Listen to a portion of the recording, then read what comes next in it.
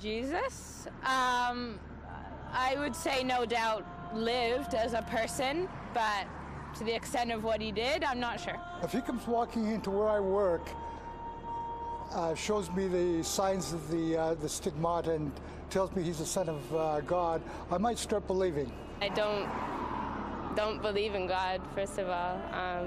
Maybe because I grew up in like an age of science. I have a lot of different thoughts and theories on Jesus, but I don't think coming back from the dead is really possible.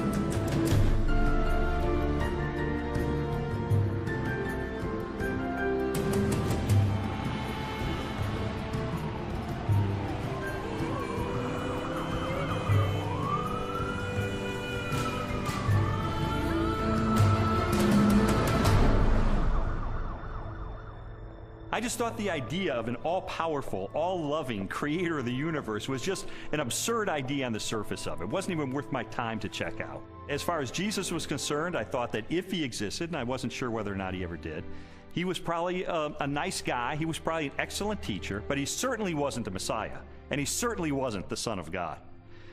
Now, my wife was more in spiritual neutral. She was more of an agnostic, whereas I was more antagonistic toward Christians. I just didn't know where all the pieces fit together. I didn't know who Jesus was or how he fit into the picture. Lee was antagonistic towards God. I was simply confused. There really was no room for God in my relationship with Leslie when we were dating and when we got married, but you know what? We were happy. We didn't have any problem with that. When I first started going to church, Lee responded very negatively. He basically told me that this is not what he had signed up for, that when we had gotten married, he had life planned in a way that did not involve church. My biggest fear with Leslie was that she was going to turn into some religious prude or something, and I thought nothing good can possibly come out of this.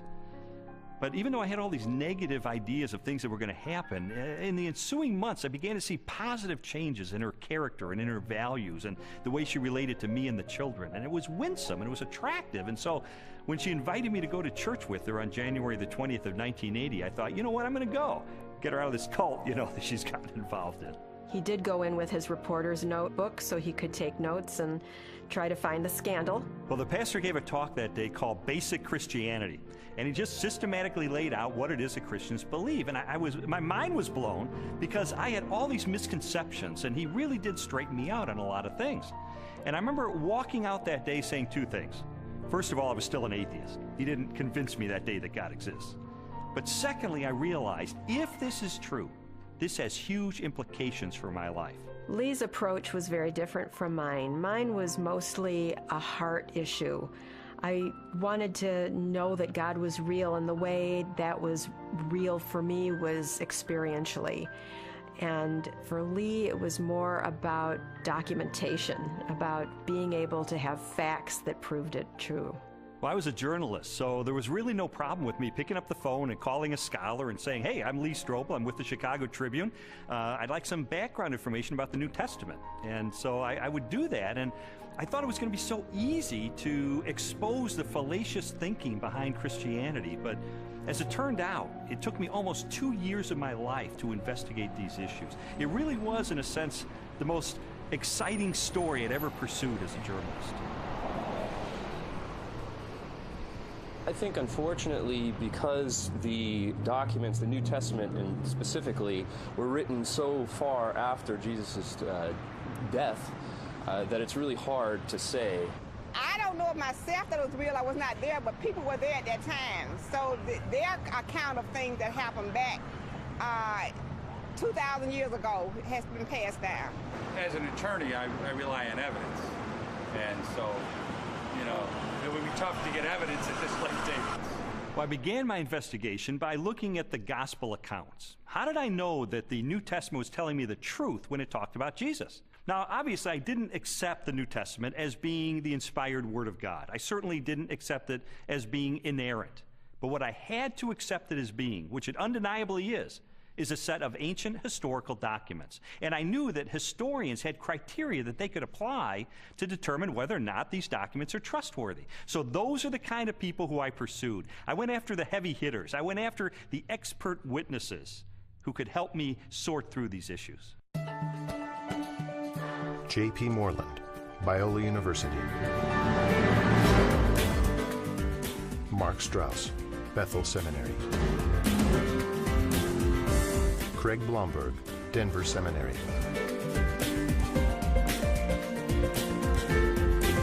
Craig Evans, Acadia Divinity College. N.T. Wright, Bishop of Durham, United Kingdom. Over the last 250 years, it's been common coin in Western culture that, oh, you can't believe what's said in the Gospels. You know, it's even made into musicals. The things that you're liable to read in the Bible, they ain't necessarily so. And that skepticism has wormed its way into much modern culture and indeed into many Christian circles, many church circles, where they'll say, well, Matthew probably made this bit up, or Luke just added this bit on the end of the parable, or whatever it is. I and others have spent some of the best years of our lives researching what was actually going on in Palestine in the first third of the 1st century AD, and trying to get inside the minds of 1st century Jews, 1st century Romans, different Jewish parties and movements, etc., etc. And the more that I have tried to do that, the more I've found that what you find in Matthew, Mark, Luke, and John comes up in 3 dimensions and says, my goodness, this actually belongs. It makes sense. It fits. It gives us very vivid portraits of who these people were and what they were doing. The New Testament Gospels are biographies of Jesus. While the authors do not identify themselves in the text, from very early in the Christian era, the Gospels have been attributed to Matthew, a disciple or follower of Jesus; Mark, a colleague of Peter, also a disciple; Luke, a historian and confidant of the Apostle Paul; and John, a disciple of Jesus.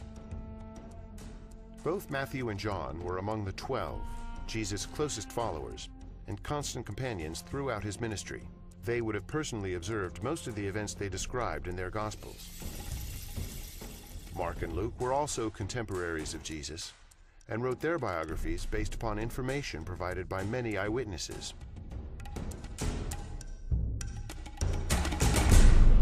I knew from my years as a legal journalist the importance of eyewitness testimony. In fact, the first question that anybody asks is, how many eyeballs are there? How many eyewitnesses do you actually have? And I needed to determine whether or not contemporary scholars have ascertained whether or not the Gospels are rooted in eyewitness testimony. It's become evident to scholars of the 1st century that the Gospels were actually attempts to write biographies of Jesus. Now, not in the modern sense, because the Gospels are not particularly interested in his early years.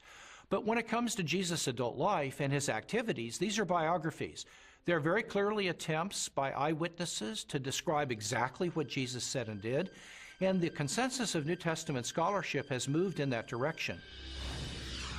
Many have undertaken to draw up an account of the things that have been fulfilled among us, just as they were handed down to us by those who from the first were eyewitnesses and servants of the Word. Luke chapter 1, verses 1 and 2. Luke's Gospel begins with a prologue. It's actually one of the finest Greek sections in the whole New Testament. Luke was clearly a literary artist. But in that prologue, he points out that he has carefully investigated the material that he presents in the Gospels, that he's checked with eyewitness accounts, those who are actually present. If you read that prologue and you see this is the work of a historian, this was someone who has done his research. Therefore, since I myself have carefully investigated everything from the beginning, it seemed good also to me to write an orderly account for you, most excellent Theophilus, so that you may know the certainty of the things you have been taught. Luke chapter 1, verses 3 and 4. You have to understand that people in the first century valued eyewitness testimony. And this is why, from the 2nd century on, it was important to the early church fathers that the people who were alleged to have written the Gospels actually wrote them, and that they were eyewitnesses of the things they wrote. We have actually very early attestation of the authorship of the Gospels. The early church father Papias, for example, as recorded by the church historian Eusebius, identifies Mark's Gospel as essentially the eyewitness account of Peter. Well, Papias was a disciple of the Apostle John, so we are only one generation removed from Jesus himself. That's a pretty close testimony, and strongly suggesting that, in fact, the Gospels are based on eyewitness accounts. Now, of course, it's not what you would have seen if you had a video camera there, because, after all, if you put a video camera on a street corner, even in Washington, you'd get politicians coming to and fro. You wouldn't actually have a story that would make sense. You'd have a string of random, unsorted events. That doesn't mean that none of it happened, that it's all made up. It's just to acknowledge what is blindingly obvious, that it has been edited and no doubt shaped by the needs of the community, because people tell the sort of stories that they want to tell, because this matters to us urgently here and now. Most historians date Jesus' birth between the years 7 and 4 BC, and his death no later than AD 33. Jesus' public ministry began with the choosing of his disciples and lasted approximately 3 years, culminating in the Passion Week and his trial and death. Scholars generally agree that the Gospel of Mark was written first, sometime between the years 60 and 75 in the 1st century. Matthew and Luke were probably authored shortly after, followed by the Gospel of John. The New Testament Gospels are by far our earliest and most reliable records of Jesus of Nazareth. All of the New Testament Gospels were written in the 1st century. Not only are they remarkably close to the events themselves, but in fact eyewitnesses are still around. If they were passing on untruths, if they were not passing on reliable history, then we would expect eyewitnesses to say, wait a minute, this isn't what happened. But eyewitnesses are around. Eyewitnesses could confirm what they said. All of the gospel writers either were eyewitnesses or interviewed eyewitnesses to gain the information that they gained about Jesus Christ. As I scrutinized the gospel accounts even further, I realized that it was important to find out not just whether or not the information was rooted in direct and indirect eyewitness testimony, but I needed to know, was this information reliably preserved during the time period before it was finally written down? We have to put ourselves into the ancient world without modern media, without even a print-based culture in which the only and the standard way of preserving information was through oral tradition, most of which was memorized. Young rabbis were often forbidden to comment on a passage of Scripture until they had memorized it perfectly. In fact, it was not uncommon for rabbis of Jesus' time to commit the entire Torah to memory. I've sometimes heard people say, look, I've been in a situation where I whisper something to someone, they whisper it to someone else, and it goes through 10 or 11 people, and by the time the last person tells what was said, it's totally different from what I told the first person. And we can't trust the Gospels for the same reason, because it was transmitted over a long period of time. That illustration is really a bad analogy, and you have to understand that the 1st century apostles who passed on information about Jesus were deeply concerned to get this information correct, because they saw it as sacred holy tradition. It wasn't about what Joe was eating for dinner last Wednesday night. In our day of instant media and everything has to be on film or tape recorded, we are more skeptical of oral tradition, but we don't really understand the nature of oral tradition. Oral tradition is a community event. A story is passed down by individuals within that community. Well, if they get it wrong, you've got an entire community that's going to correct them. So it is self-correcting all the way. These stories were passed on reliably because they were passed on by the community of disciples. In fact, we now have scholarly studies that have been done of oral cultures, and we know that through several generations, oral tradition can be preserved and passed on without changing a thing. Even though I became convinced that ancient cultures could pass along oral tradition reliably over time, I still had an obvious objection to the New Testament, and that was, isn't it really filled with contradictions? One of the issues people often raise is the question of apparent contradictions between the Synoptic Gospels, where there's a parallel story. For example, Matthew tells the story of 2 blind men being healed, whereas in Mark's account there's only 1 blind man. How can we get this contradiction? The vast majority of these apparent contradictions, however, are quite easily resolved. Mark describes only one of the 2 blind men, the one who is most prominent, obviously, or perhaps even the one who became a disciple of Jesus and became prominent in the later church. So most of these apparent contradictions are quite easily resolved. Had every single account given us exactly the same detail, we might have accused them of some form of collusion, of having gotten together and carefully planned out how they were always going to tell the story with the exact number of details, but then one doesn't have independent testimony at all. It's natural when you have multiple eyewitnesses to the same event. You're going to get different perspectives, and that's okay. You want that. What you're looking for is a core to the testimony that's the same, that's consistent, even though there may be some variation in the incidental details. If you're in a court of law and you have multiple witnesses come in and testify to the exact same thing, the first objection that's brought up is to say collusion. They got together. They orchestrated their testimony, and their credibility is shot. The earliest known copies of the Gospels were written on sheets of papyrus and scrolls made of animal skins. They are among the oldest existing manuscripts of antiquity. The Codex Sinaiticus was authored between AD 330 and 350. It contains almost all of the New Testament and a significant portion of the Old, while the Codex Vaticanus from the same era is a nearly complete Greek copy of the entire Bible. A papyrus fragment from the 18th chapter of John dates to AD 125, less than a single generation after the Gospel was originally written. When I found out that we have no original survivors of the manuscripts of the New Testament, I became very skeptical. Because if all we have are copies of copies of copies of copies of copies, then how do we know that what we possess today bears any resemblance to what the original said? We have better manuscript attestation for the New Testament than any other ancient document. For example, the Bible of the Greeks, Homer's Iliad, is preserved in maybe 600 manuscripts, the oldest of them 1,000 years after the document was actually written. The New Testament, we have something like 5,000 Greek manuscripts. So everyone agrees, whether liberal or conservative, that we have an incredibly reliable New Testament. We have thousands of manuscripts of the New Testament.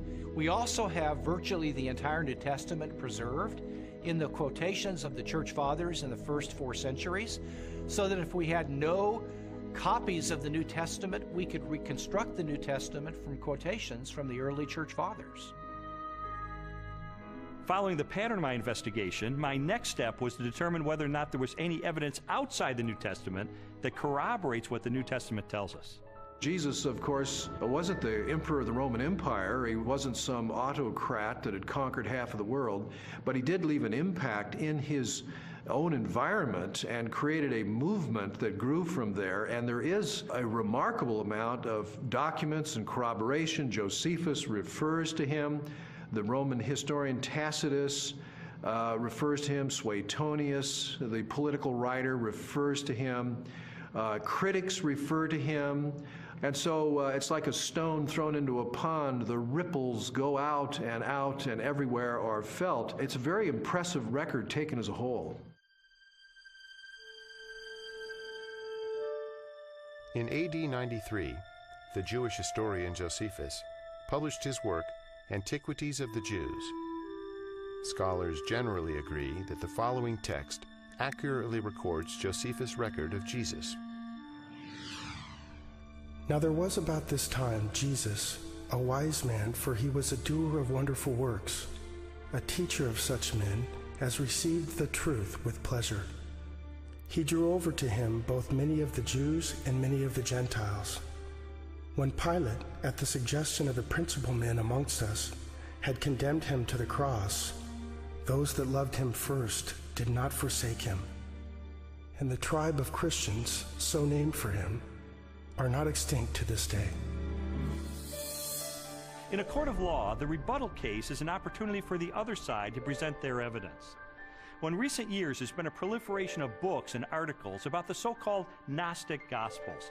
And I wanted to figure out, does this represent the mainstream of academic scholarship? The Gnostic Gospels are a collection of religious writings from the 2nd and 3rd centuries. They blend the teachings of Jesus with a variety of ancient philosophical beliefs. According to the tenets of Gnosticism, the universe was the creation of a flawed and wicked God. Therefore, all matter was evil. Salvation from this world could only be attained through secret knowledge about the spiritual nature of man. There's been a lot of talk about the Gnostic Gospels, the Gospel of Mary Magdalene, the Gospel of Philip, the Gospel of Thomas. These documents are almost universally recognized to be much later than the New Testament Gospels and not to record historically reliable material related to Jesus. Well, the New Testament Gospels give us a portrait of an early 1st century Palestinian Jesus of Nazareth. The Gospels from the 2nd century, which are mostly Gnostic Gospels, such as the Gospel of Judas, or the Gospel of Thomas, or the Gospel of Philip, or the Gospel of Mary, they give us a very different Jesus. Now, you can pick and choose if you want. You can say, well, I like the 2nd century Gnostic Jesus better. Others might want the early 1st century Palestinian Jesus. But if you're going to be a scholar about it, and you're going to talk about, well, which Gospels really do give us earlier traditions that more reliably reflect the actual historical Jesus, you got to go with the New Testament Gospels every time. There's a view among some that there were all of these different competing views of Jesus Christ, and that the one that won out became the orthodox perspective of Christ reflected in the Gospels. All the evidence runs contrary to that. Jesus was a 1st century Jewish teacher who revealed and demonstrated himself to be the Messiah. That's the presentation we get in Matthew, Mark, Luke, and John, the New Testament Gospels. These later Gospels, these Gnostic Gospels, present a very different Jesus, almost a Greek philosopher, an esoteric Gnostic Jesus. It's clearly not the authentic historical Jesus. What I've come to discover is that the Gospels in the New Testament, Matthew, Mark, Luke, and John, are our best sources for Jesus. And I've also found that they are reliable, and that from these sources we can form a picture that I believe is very accurate, that tells us about Jesus, what he taught, how he was perceived by his contemporaries, and what his life was really all about. Everything from Jesus' parables to his healings, to his controversies, to his warnings, and all of that, the reason they were telling this stuff is that not just it was good advice for them in their own day, but that it actually mattered, that it actually happened. And if it hadn't happened, you're into a totally different worldview, a worldview which is about ideas, which is about self-realization, hugely popular in our culture just now, discovering who I really am. You know, for goodness sake, Jesus didn't come to help me discover who I really am. He came to tell me who he knew I really was and to do something about it. And that's much better news. After a while, as the evidence would accumulate more and more, it was like there were these scales and they began to tip increasingly. And I began to go from a hard-hearted, cynical atheist to someone who was still skeptical, but who was more open-minded, maybe more of a spiritual seeker, someone who was willing to follow the evidence wherever it took me.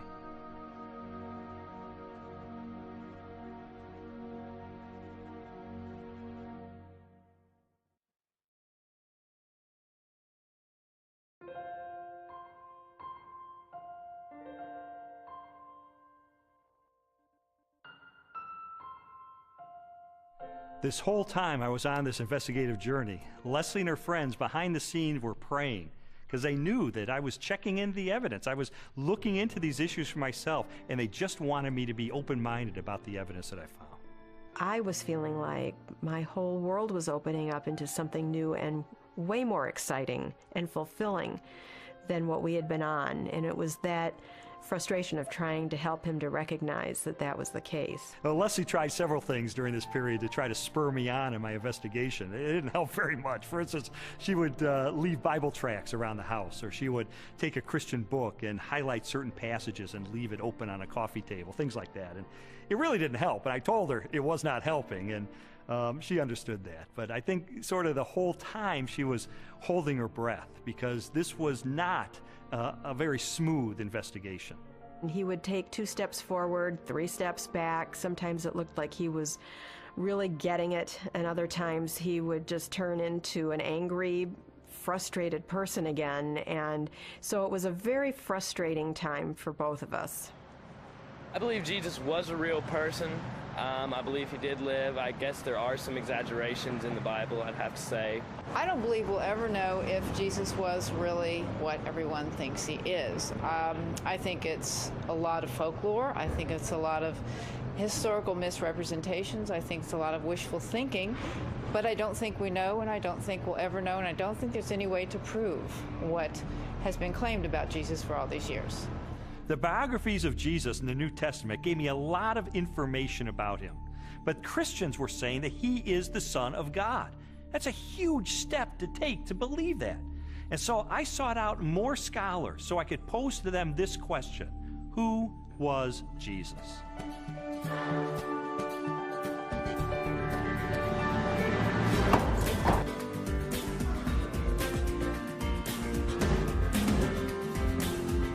Michael Rydelnik, Moody Bible Institute.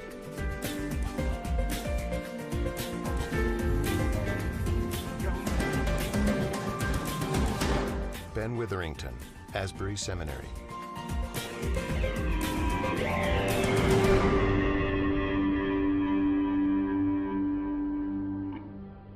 Now, this is one of the things I love about Jesus, and it says something to us. His identity is complex. He can't be pigeonholed. He fits no one formula. There's a lot of aspects to who he is.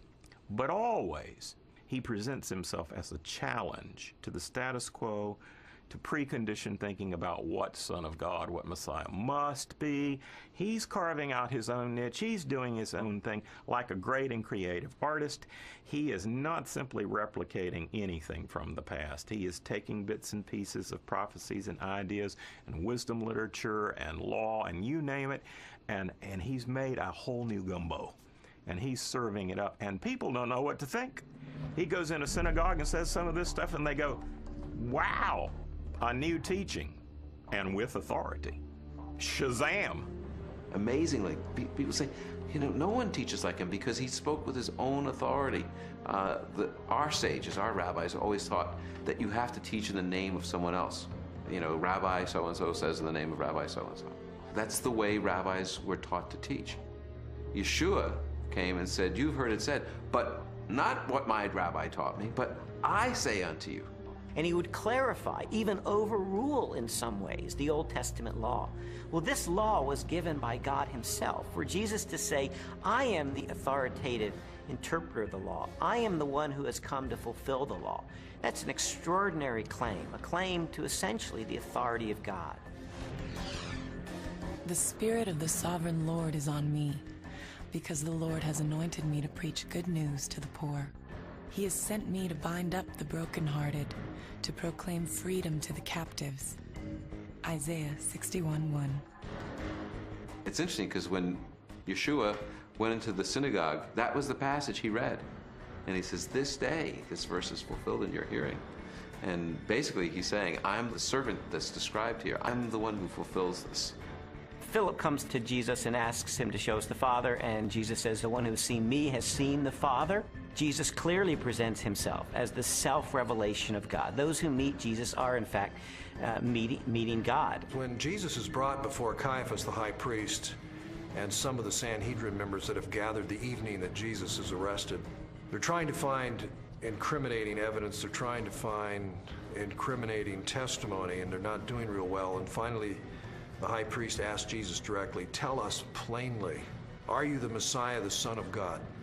And Jesus says, I am. And you will see the Son of Man seated at the right hand, coming with the clouds of heaven. And there Jesus has combined phrases from Daniel 7 and Psalm 110. Jesus sees himself as this heavenly figure. More than 80 times in the New Testament Gospels, Jesus is identified as the Son of Man. While the human connotations of the phrase are obvious, a broader interpretation is found in an Old Testament scripture written by the Jewish prophet Daniel. In my vision at night I looked, and there before me was one like a son of man, coming with the clouds of heaven. He approached the Ancient of Days and was led into his presence. Daniel 7:13. Many Christians and non-Christians hear the phrase Son of Man, they think Son of God refers to his deity and Son of Man refers to his humanity. That's in part true, but in fact Son of Man has a much greater significance than that as well. The title Son of Man, Jesus draws that title from Daniel chapter 7, where a glorious messianic figure comes before the Ancient of Days, a reference to God, and he is given all glory and power and majesty. That portrait of this glorious Messiah is the one that Jesus identifies himself with. He is the Son of Man. So Son of Man doesn't just mean a human being. His dominion is an everlasting dominion that will not pass away, and his kingdom is one that will never be destroyed. Daniel 7:14. Actually, the phrase Son of Man refers to his humanness and his more than humanness. Because no human being can rule forever unless he's a forever person in some kind of way. In addition to the claims that Jesus makes about himself in the New Testament, there are also reports that he performed the miraculous, that he walked on water and healed the sick and turned water into wine and raised the dead and did exorcisms. And so I had to know, is there evidence that these miracles are a result of his divine nature?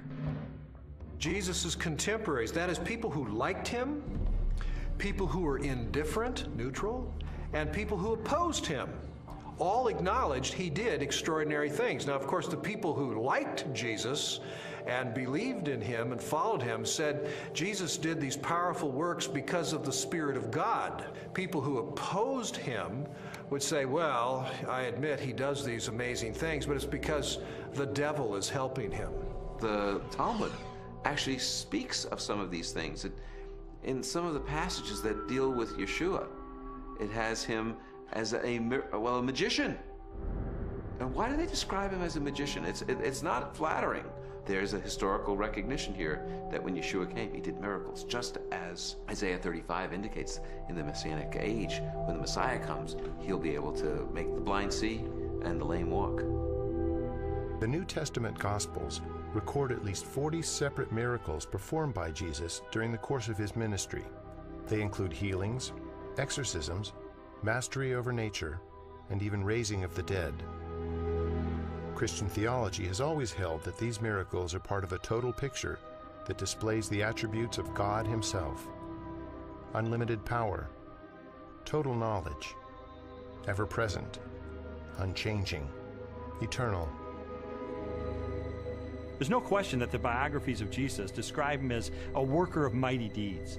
But I wanted to know, does this make him any different than the other miracle workers and magicians of the ancient world? Miracle workers that we find occasionally in the first century are magicians. They use incantations, they use spells, they try to coerce gods or divine figures to work on their behalf. That's very different than Jesus' miracles. Jesus' miracles were to demonstrate the power of the kingdom of God. When he healed the sick, he pointed back to Isaiah's prophecies that when God's kingdom would come, when God's salvation would come, the lame would walk, the blind would see. This was the demonstration that God's kingdom was arriving.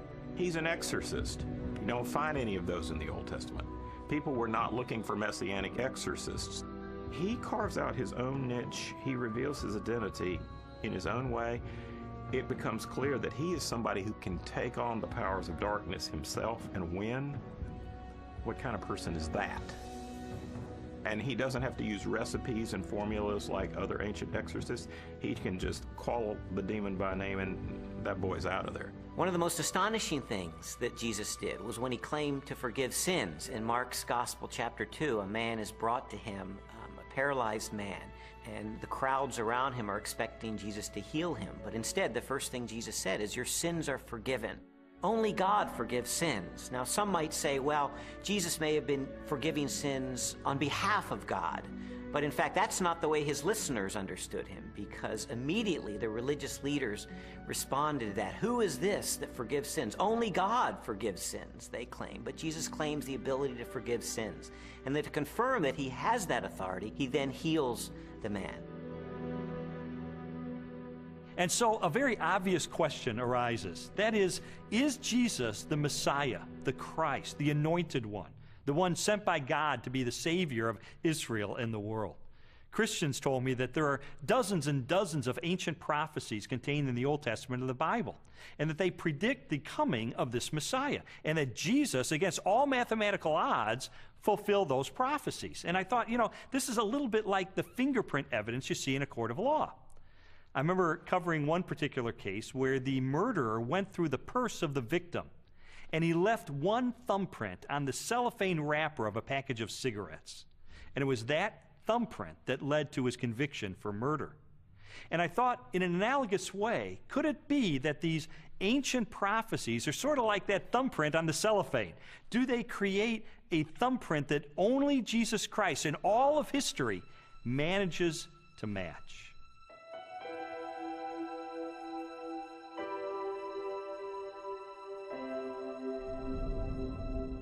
This is Yeshayahu 53:6, or Isaiah 53:6. Kulanu katson ta'inu, ish ladarko paninu, vadonai hifnia bo, et avon kulanu. All of us, like sheep, have gone astray. Each of us has turned to his own way.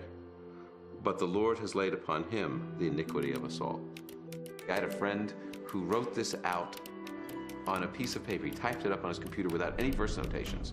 And he took it around to everyone in his office. He worked in a big office for a motor vehicle bureau in one of the big states in our country. And he showed it to everyone in the motor vehicle bureau and in the state capitol. And he said, just tell me who this is and where it comes from. And every single person that looked at it, Jew or Gentile alike, it didn't matter. Everyone that looked at it read it, and he said, who is this? They said, oh, it's obviously Jesus of Nazareth. That's who it is. And it's from the New Testament. And then my friend would say, but no, it's not from the New Testament. It's from the Hebrew Bible. It was written 8 centuries before Jesus came. Can you believe this? And he showed it to them from Isaiah. And people really had a hard time, because if you read this passage without any kind of presuppositions or bias, you will read it, and it will be really clear that this is the life of Yeshua. Now, could he have fabricated this, or is this just a big coincidence? In the Old Testament, we really have two kinds of prophecies. We have prophecies that are fulfilled uniquely in Christ, and prophecies that are fulfilled typologically in Christ. And I do think we need to distinguish between the two. Those that are fulfilled uniquely in Christ were once and for all fulfilled by Jesus. And those are the ones that we can really point to have apologetic value. That is, to demonstrate that Jesus was the only person who could have possibly fulfilled this. His birth in Bethlehem is one of those prophecies. His role as the suffering servant of Isaiah 53 is one of those prophecies. His entrance into Jerusalem on a donkey from Zechariah chapter 9. These are clear evidence that Jesus is fulfilling the Old Testament. The most amazing part of Isaiah's prophecies is in Isaiah 9, when it speaks about the son of David coming to be the king, to sit on the throne of David and have an eternal righteous kingdom. And everyone knows it from Handel's Messiah. Unto us a son is born, unto us a child is given. And the idea of this verse is that the Messiah will actually be born, physically born. And then it says, and his name shall be called Wonderful Counselor, Mighty God, Father of Eternity. In other words, he's the creator, the author of time. Some skeptics have said that Jesus could have engineered the fulfillment of these prophecies. Of course, Jesus could not have determined where he was going to be born, so to be born in Bethlehem, obviously he could not have engineered that. Also, as the suffering servant, it would have been difficult for him to engineer such a specific fulfillment of Isaiah 53. But on the other hand, the fact that Jesus performed certain actions that in fact fulfilled prophecies only demonstrates that he was indeed the Messiah. Anyone who enters Jerusalem riding on a donkey, in obvious fulfillment of Zechariah 9:9, is saying, yes, I am the Messiah. So we certainly have a glimpse in that fulfilled prophecy of the self-consciousness of Jesus, that he truly believed that he was the Messiah. Scholars have determined that Jesus fulfilled at least 4 dozen major prophecies, each written a minimum of 3 centuries before his birth. Their content ranged from specific details about his life to the symbolic implications of his death. Psalm 22 gives a poetic picture by David, written in the first person, of what the Messiah will be like in his suffering. And one of the things he says is that they will pierce my hands and my feet. Now, David wrote before crucifixion was known, probably by about 300 years. So Isaiah 53 says he was pierced through. It gives us the reason for his death. He was pierced through for our iniquities. So there's a purpose. He dies not just because he's a martyr, but because he's a substitution for sin. A college professor of mathematics and science named Dr. Peter Stoner wanted to determine what the odds were that any human being throughout history could fulfill the messianic prophecies. So he had his students come up with very conservative estimates of the likelihood of any human being fulfilling certain of these predictions. And then they just ran the numbers. And what they determined is that the odds of any human being fulfilling 48 of these ancient prophecies would be 1 chance in a trillion.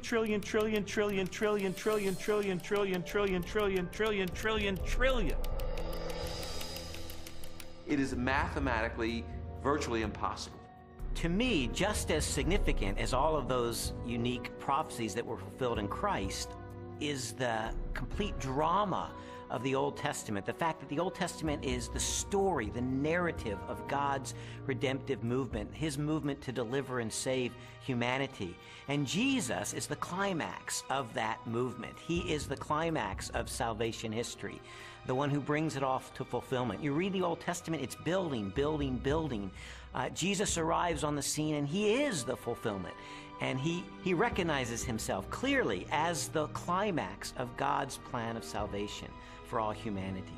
This whole case was sort of like one of those jigsaw puzzles where you don't know what the ultimate picture is going to be. You just put together the pieces, and as I was putting together all of the evidence, it started to take shape, and I sort of stepped back and I could see that it was a portrait of Jesus Christ.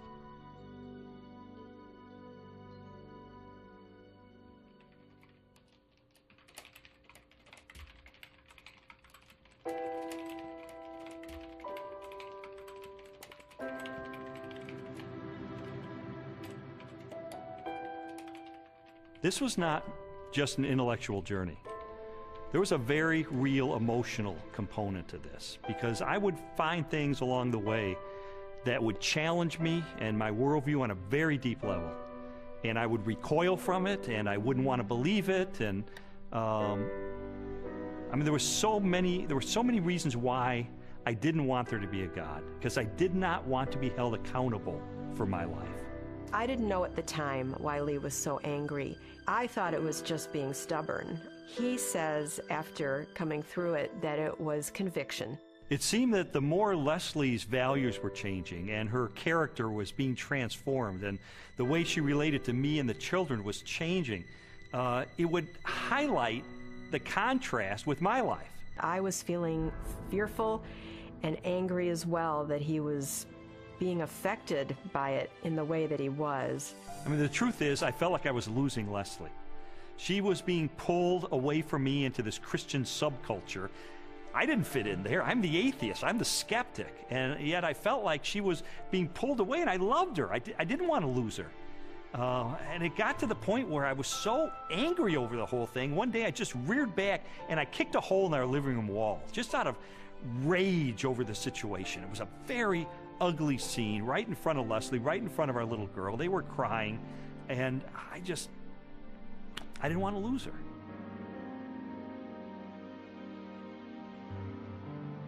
Jesus's body was never found, and so yeah, and they predicted it. Well, you know, he talked about it, and it was predicted, and it happened. I mean, it's this easy. It's as simple as that. We just tend to complicate it, man. No, not physically, not his physical body. So when they came the following morning and rolled back the great stone in front of the tomb, and he wasn't there, no, it must have been dark in that. I don't know. They must have missed him. No, I don't think physically a physical body can rise. I don't think that he was yanked out of that, or physically walked out and walked down the street and met with him. It just doesn't make any sense to me. For more than a year, I'd investigated the historical record for the reliability of the New Testament. I'd looked at the identity of Jesus. But now was time to look at the ultimate evidence for who he really was, the purported resurrection of Jesus from the dead. And for that, I went to the best scholars that I could track down.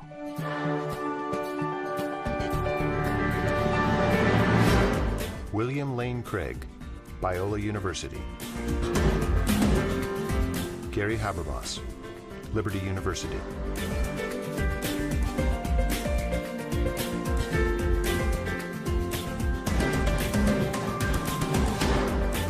Michael Licona, North American Mission Board.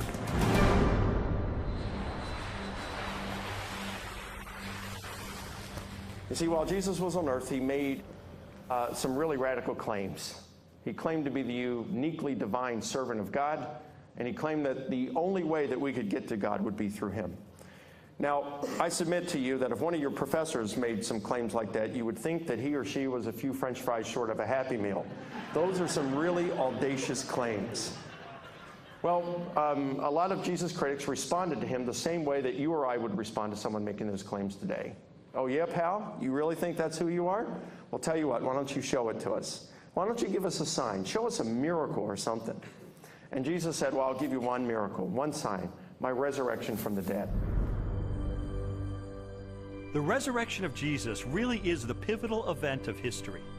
Anybody can claim to be the Son of God, as Jesus clearly did. The question is, can you back it up? What evidence is there to support your claim? What credentials do you have? And if Jesus really did return from the dead, that's excellent evidence that he is who he claimed to be, the one and only Son of God. To weigh the validity of Jesus' resurrection, we must first consider his death. Many skeptics have proposed that Jesus merely fainted on the cross, or was drugged, and later escaped as part of a conspiracy. By contrast, the four gospel narratives collectively describe the events of his public beating, death by crucifixion, and burial. Pilate had Jesus flogged and handed him over to be crucified. Mark 15:15. Chances of surviving crucifixion were extremely bleak. Crucifixion and the tortures that normally preceded it was the worst way to die in antiquity. A person was scourged to the point usually that their intestines, arteries, and veins were laid bare. And then after that, a person was dragged out where they were impaled to a cross or a tree and then left hanging there in excruciating pain.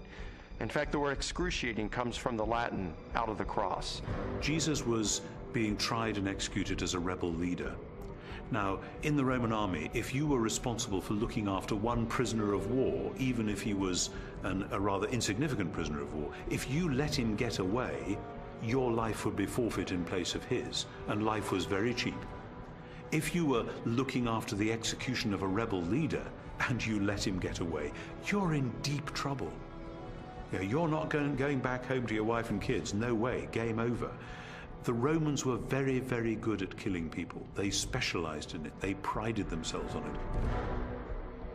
Perhaps the most definitive statement of Jesus' death at the hands of the Romans is recorded in the Gospel of John. One of the soldiers pierced Jesus' side with a spear, bringing a sudden flow of blood and water. John 19:34. Medical experts have concluded that this account from John, an eyewitness of the crucifixion, is evidence that as he suffocated on the cross, Jesus' heart had ruptured. There came a rich man from Arimathea named Joseph. Joseph took the body, wrapped it in a clean linen cloth, and placed it in his own new tomb that he had cut out of the rock. Matthew 27:57 through 60. All four Gospels tell us that Jesus was buried in the tomb of Joseph of Arimathea. That's a remarkable statement, and certainly a historical statement. The evidence for that is, first of all, Joseph of Arimathea is identified as a member of the council, the Sanhedrin, that condemned Jesus. The presence of Joseph of Arimathea in the empty tomb narrative indicates that this is a historically reliable account of what really happened. His name would have been known to people in those days very much like a United States senator would be known today. It would have been very clear where his tomb was, so that there would have been no question about the location of Jesus' burial. It also, I think, indicates that the burial account of Jesus could not have been made up. It is highly unusual to find that the person who alone has the courage to go to Pilate and give Jesus an honorable burial is not members of his family, faithful disciples who followed him to the end. Instead, it is a member of the Jewish Sanhedrin, the very high court, all of whom, Mark says, had condemned Jesus of Nazareth to the cross. The fact that it is Joseph of Arimathea who is the person responsible for giving Jesus an honorable burial is an awkward and embarrassing fact for the early church, and yet this tradition is faithfully preserved in almost all of the traditions that we have about the burial of Jesus.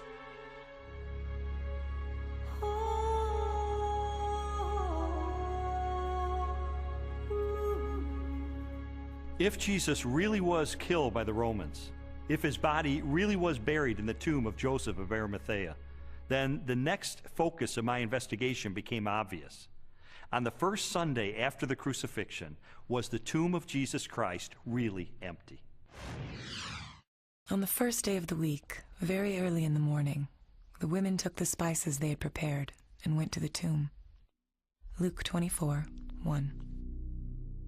The empty tomb story also has a very embarrassing feature of it that is preserved in the memory of the early church, namely the discovery of the empty tomb by women. Now, in order to appreciate this, you have to understand something of the status of women in Palestinian Jewish society. In that society, which was a patriarchal society, women were frankly second-class citizens. If you were going to invent an account about an empty tomb, then why on earth would you invent witnesses, primary witnesses, whom no one would believe? In fact, they would scoff at that later on. Supposing you were inventing the story of the resurrection of Jesus, many people have said, oh, this was all just dreamed up later on. Well, how would you have done that? The one thing you wouldn't have done would have been to have not only a woman, but a woman who's got nobody quite knows what, but a fairly shady past, as your prime witness. And yet there she is, Mary Magdalene, in Matthew, Mark, Luke, and particularly in John. And already by the middle of the 2nd century, the pagans are sneering, oh, this is just based on the testimony of hysterical women, you can't believe that. But the early Christians stuck to their story, they stuck to their guns, they stuck to the women. They said, this is how it was. Now, they just would never have made that up, and that actually has enormous ramifications. If this is how the story was, and they didn't change it to airbrush Mary out, then this really must have been what happened on that first Easter day. The chief priests devised a plan. They gave the soldiers a large sum of money, telling them, you are to say, his disciples came during the night and stole him away while we were asleep. Matthew 28:12 and 13. Matthew reports that the Jewish authorities were claiming that the disciples of Jesus had stolen his corpse. And this is verified by Justin and Tertullian a little bit later on, saying that the Jewish leaders were still saying the same thing in their day. Now here's the question. If the body is still in the tomb, why are you saying that the disciples had stolen it? Well, if you think about that, the claim that the body was stolen confirms that Jesus' enemies acknowledged that the tomb was empty. If you've got a stolen body, you must have an empty tomb. If the tomb was not empty, Jesus' opponents would surely have gone and got the body and shown it as soon as the disciples began proclaiming the resurrection. I found the evidence for the empty tomb very convincing, but you know what? That didn't tell me what happened to Jesus. Is it true that hundreds of people really saw him alive after the crucifixion? My research took me to a letter that the Apostle Paul wrote to the church at Corinth, and it contains the earliest passage of all about what happened to the resurrected Jesus. He was raised on the third day. He appeared to Peter and then to the 12. After that, he appeared to more than 500 of the brothers at the same time. Then he appeared to James, then to all of the apostles. And last of all, he appeared to me. 1 Corinthians 15, 4-8. Paul, who is a first-generation Christian, having met and seen the resurrected Jesus, describes resurrection appearances to Peter, to the apostles, to James, and finally to himself. And he also mentions 500 people who saw Jesus alive. So we have eyewitness first-hand account of someone who himself saw Jesus alive and knows of 500 people or so who saw Jesus alive. That's extraordinarily strong evidence. These people, Paul tells us, were still alive at the time that he was telling the Corinthians about it. And his implication is we have hundreds of people who actually saw Jesus risen from the dead. If you don't believe me, you can ask them about it because they're still alive. In 1 Corinthians 15, Paul tells the Corinthian church that he passed on what he received. He uses the language, actually, of a formal transfer of tradition. What he received, and then he describes the resurrection of Jesus Christ and the resurrection appearances. This confirms for us that the accounts of the resurrection were creedal tradition that were passed on to Paul.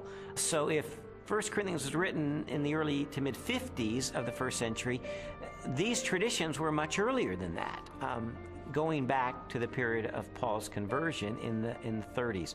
So that pushes the accounts of the resurrection to a very, very early date.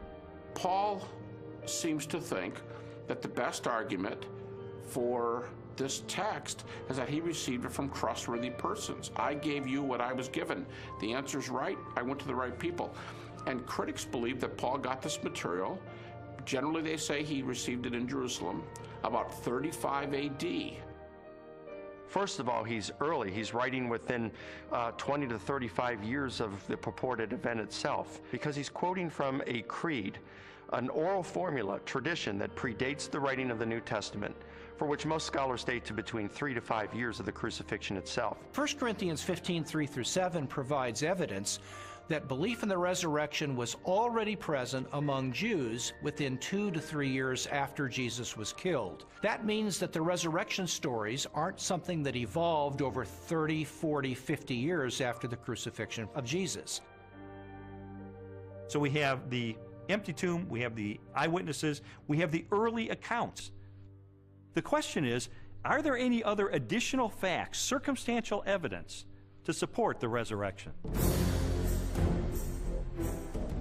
While the Apostle Paul described hundreds of eyewitnesses to the resurrected Jesus, the full impact of the event is perhaps best measured by the subsequent growth of the early Christian church in the face of intense persecution. In the 2nd century, the Roman historian Tacitus wrote, "Nero inflicted the most exquisite tortures on a class hated for their abominations, called Christians by the populace. Christus, from whom the name had its origin, suffered the extreme penalty at the hands of one of our procurators, Pontius Pilate, and a most mischievous superstition, thus checked for the moment, again broke out not only in Judea, but even in Rome." Even the most critical, skeptical scholars recognize that the earliest disciples at least believed that God had raised Jesus from the dead. In fact, they pinned nearly everything on it. Without belief in Jesus' resurrection, the early Christian movement could never have come into being. They recognized in Jesus something special, but they wondered if they were mistaken when he died. They didn't anticipate that. Suffer maybe, but die at the hands of Pontius Pilate, the Roman governor? In fact, even when the first reports of his resurrection reached their ears, they were still doubtful and skeptical. But when they met the risen Lord, their skepticism was transformed into a very confident faith a great joy and a determination to preach the good news to everyone else. And I think that's the part that's awfully hard to refute, because we have this turnabout, this transformation of a discouraged and bewildered following on the basis of the good news. Somehow you have to explain the explosion from scared followers who run away to let's worship him, let's sing to him, let's pray to him. If there was no resurrection, and more to the point, if there was no resurrection appearances of Jesus, to those who doubted and were discouraged and denied and betrayed Jesus, we would not be sitting here talking about this today. Other messianic figures had risen in the past, had claimed to be somebody, and had been suppressed and killed by the Romans. Yet no movement arose around those dead messiahs. But these disciples of Jesus were willing to go to the ends of the earth proclaiming the gospel message, were willing to suffer and die for that. The transformation from a bunch of defeated cowards to boldly, fearlessly proclaiming the gospel, even to the point of death, to me confirms that something happened on that first Easter morning. I have worked much harder, been in prison more frequently, been flogged more severely, and been exposed to death again and again. 2 Corinthians 11:23. After Jesus' crucifixion, the disciples lived lives of hardship for 20, 30, 40 years, suffered greatly in their ministries, and eventually suffered martyrdom and execution without recanting for their belief that they had seen Jesus risen from the dead. I mean, what were they gaining? Were they becoming rich? They're running around the countryside. They're, in some cases, abandoning their family for periods of time so they can preach. What they got for their efforts is death, in many cases. You also have to remember that the disciples died not just for something they believed was true. They died for something they actually saw with their own eyes. It's much more difficult to explain that away than it is for someone who dies for a belief and they're sincerely wrong. I came across a bit of evidence I really found fascinating. James was a half-brother of Jesus, and he was not a believer in Jesus during Jesus' lifetime, but he later died the death of a martyr as a leader of the local church. In a similar way, Saul of Tarsus was a persecutor of Christians, and yet he later becomes the Apostle Paul, this incredible missionary. So I had to ask myself, what led to this radical transformation of these skeptics? Sometimes people will come to believe something they wish to be true. If you believe hard enough that a person is loving and kind, you can talk yourself into believing that, even though the person is not loving and kind. It's very, very difficult, however, to explain people coming to believe something that they're actually standing against. Now, in the case of James and Paul, they did not believe in Jesus before his crucifixion. In fact, they thought he was deranged, and they did not accept what he said and what he taught. James, the brother of Jesus, is a skeptic who doesn't come to Jesus until he meets the risen Lord. Critics allow that. Paul's a persecutor till he meets the risen Jesus. That's not the kind of testimony of someone who all gets together and say, hey, let's just cook this thing up. One of the certainties, it seems to me, related to the testimony of the apostles is that they truly believed that Jesus was who he claimed he was, and they truly believed that he had risen from the dead because they were willing to die for that. Very few people are willing to die for something they don't really believe in, or something even worse that they know to be a lie. When Jesus was executed, his disciples were rightly afraid. They scattered. They were fearful for their own life. Their hopes had been dashed because they had believed Jesus was the promised one who was going to usher a new day in for Israel. Turned out he wasn't, because he was murdered by crucifixion under the authority of the Roman Empire. And yet, shortly thereafter, we find them taking a stand in Jerusalem, proclaiming that Jesus was the Messiah, the very Son of God. How do we explain that? How do we explain the fact that they were even willing to propagate this the rest of their lives and go to martyrs' deaths for their belief. The only rational explanation is that something happened to them between the death of Jesus and 3 days later, and according to their own words, it was that they saw Jesus risen from the dead for themselves. People have often said, and I think it's a perfectly fair position, that, okay, there aren't actually any good alternative hypotheses for how you explain the rise of early Christianity, but because we know as an absolute fact which we're not prepared to let go of, that nobody ever rises from the dead, then there must in fact be some other alternative hypothesis. And I want to say, okay, if you want to make the absoluteness of bodily death the cornerstone of your entire worldview, I actually can't stop you. If you choose to say, no, here I stand, death is the end, and nobody ever comes back from it, and that's just the way it is, well, that's where a lot of people were in the ancient world. It's where a lot of people are in the modern world. I think that that worldview is radically challenged by the strong evidence which points to the resurrection of Jesus, but it's up to somebody what they do with that challenge.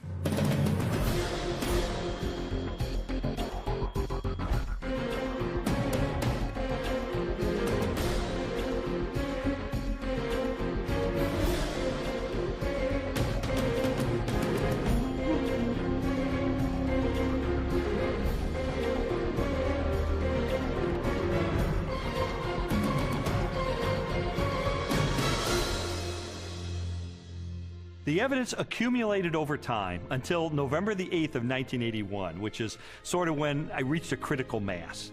I remember going alone in my room, and I took a yellow legal pad and put a line down the middle, and on one side I started to list all of the evidence I had encountered for Jesus Christ being the Son of God, and on the other side all the negative evidence against that. And I wrote and I wrote page after page, and finally I put my pen down and I said, wait a minute.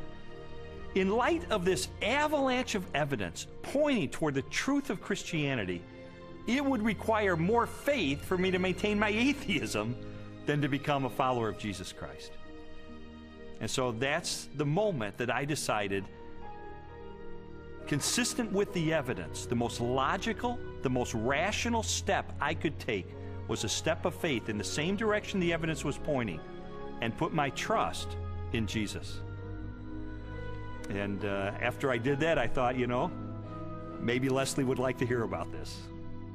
I thought it was too good to be true. My heart was pounding. I was in tears. I was so excited. I just threw my arms around him and kissed him and hugged him and told him how I'd been praying and how lots of people had been praying that this day would come. She threw her arms around me and she said, "You hard-hearted son of a Baptist," she said, "I've been telling you this for 2 years. I mean, come on."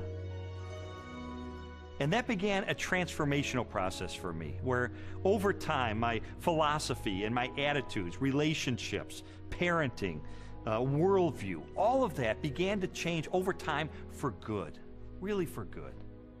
When Lee became a Christian, his whole life started to change, to the extent that our 5-year-old daughter, who also saw those changes, went to her Sunday school teacher and told her that she wanted Jesus to do in her life what he had done in her daddy's life.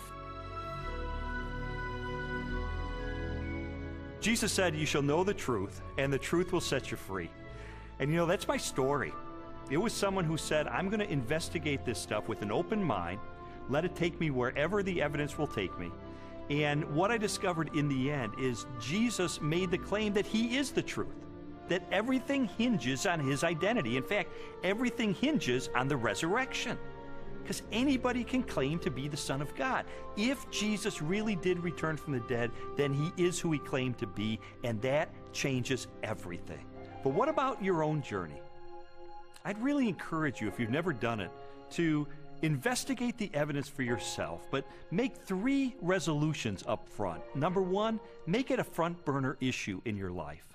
Number 2, resolve to have an open mind, to go wherever the evidence takes you, even if it takes you to the very uncomfortable conclusion that Jesus is who he claimed to be. And then finally, resolve that once the evidence is in, you will reach a verdict in the case for Christ.